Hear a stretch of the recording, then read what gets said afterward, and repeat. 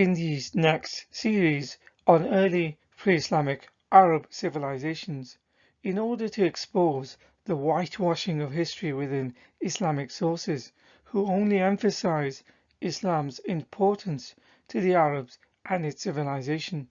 For example, here is another article called Arab Contributions to Civilization. It only talks about the Islamic period and how, quote unquote, the Arab civilization brought together Muslims, Christians and Jews, going on to say how it unified Arabians and other nations.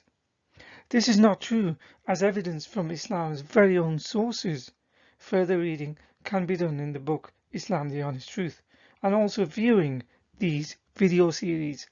Islam was detrimental to the Jews and Christians who were persecuted by Muhammad and by the subsequent Muslims who followed in his footsteps. Jews and Christians were completely driven out of the Arabian Peninsula.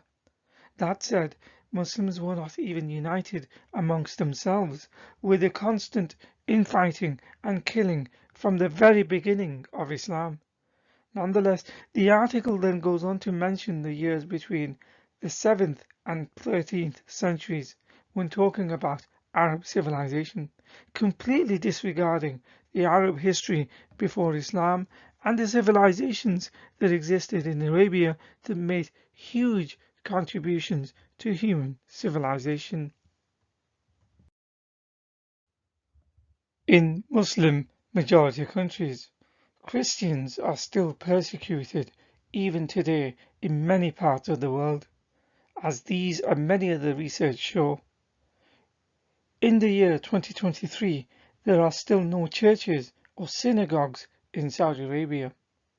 In contrast, in non-Muslim majority countries, mosques are set up wherever Muslims live. In this article by renowned historian and professor who is of Jewish origin, Dr. Simon Sharma, who taught at Oxford, Cambridge, Harvard, and currently at Columbia University, he mentions, as found from within Islamic sources, how Muhammad massacred Jews. For example, as this hadith explains, not too different from the behavior of the Nazis towards Jews, Muhammad even checked boys' pubic hair to see if they should be killed or taken prisoner of war. Question: even if the adults engaged in battle, what is the logic in killing innocent boys who had just grown pubic hair? At any rate, in this article, Professor Sharma correctly mentions how, according to Islam, Jews and Christians have the status of tolerated inferiors called dhimmis. This is hardly respecting and uniting people. After all, Muslims would not like it if they were the tolerated inferiors in any society, so why should anyone else accept it from them? After having dismissed the claims that Islam and Arabs gave rise to its civilization and how it benefited everyone, another important pre-Islamic Arab civilization, completely disregarded by Islamic sources when talking about its contribution to civilization in a positive manner, from which there are many, but for the purposes of this video, a cursory mention of the Sabian kingdom will be done. It has a history from 1200 BC and was located in today's region of Yemen. By the 8th century, the kingdom extended to parts of Africa and to the coasts of Saudi Arabia. Ancient artifacts evidencing its ancient origins have been unearthed, unlike for the city of Mecca, where ancient artifacts have never been found of it being inhabited from the time of Abraham, or even as far back as the Sabian kingdom. Here is a bronze man unearthed from the time of the Sabian kingdom. To give some context and an idea of its history and significance, this statue was already 1,000 years old as Muhammad was being born. Such was the importance of its civilization. Its accounts are mentioned in both the Bible and also in the Quran, though in a derogative and negative manner, specifically in the story of Solomon and Queen Sheba. At its prime, it was a very wealthy, prosperous kingdom and inclusive, with a female leader who was just and fair. As the Sabian kingdom was one of the most important Arab civilizations before the arrival of Islam, here is a master's thesis with the title Tracing the Genesis of Arabian Civilization in Sabian Kingdom. It's written by a Muslim acknowledging its role as being the antecedent to later Arabian civilizations.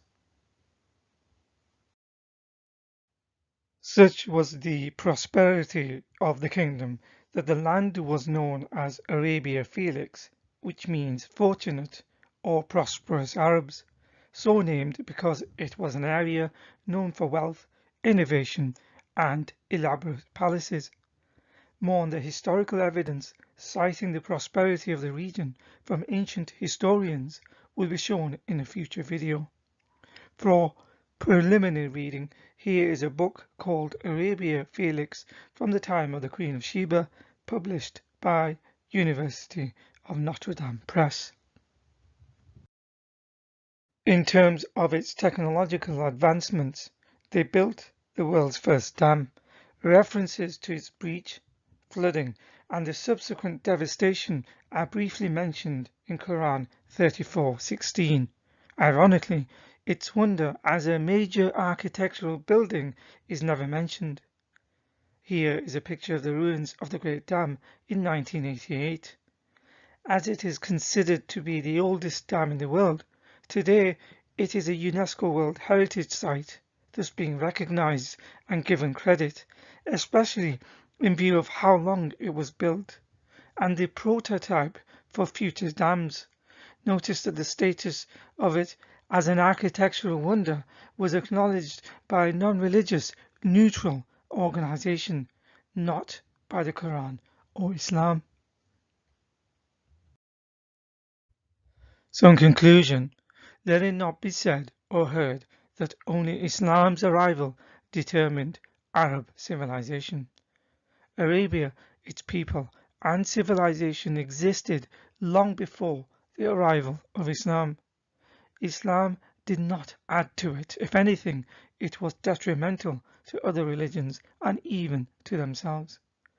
The Sabians were some of the most prosperous people of their time, so much so they were called Arabia Felix, meaning prosperous or happy Arabia, by ancient Greeks and Romans. Its history, evidencing its long past as a civilization, is archaeologically attested. The same cannot be said for the city of Mecca or the claims found within the Quran or Islamic sources for its own religion. The Sabians built the world's first dam, a lasting legacy as it was the prototype from which all other dams were built. In the next video, the Sabians' influence on the religion of Islam will be discussed, specifically how Islam took many aspects wholesale from the religion and then repackaged it as its own.